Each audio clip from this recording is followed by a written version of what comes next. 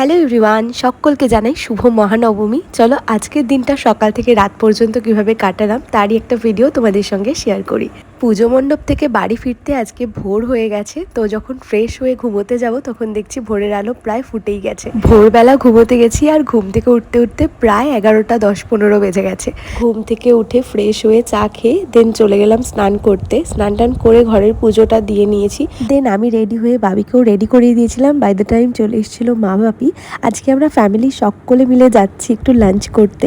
যদিও প্রতি বছর বাড়িতেই খাওয়া দাওয়ার অ্যারেঞ্জমেন্ট করা হয়, বাট মায়েদেরও তো একটু রেস্টের প্রয়োজন। তো সেই জন্য আমরা আগের বছর মাদারসাট গিয়েছিলাম আর এবার যাচ্ছি স্কাই টাচে। অলমোস্ট 3টে 3:30 মতন বাজে আর আমরা বুনু পিসিদের জন্য ওয়েট করছিলাম, কারণ আজকে বুনু পিসি, পিসো আর রাজ আসছে। তো ভাবলাম একসাথেই সবাই মিলে লাঞ্চে যাব। আমরা বুনু পিসিদের জন্যই ওয়েট করছিলাম, তো কিছুক্ষণের মধ্যেই ওরা সবাই চলে এসেছে।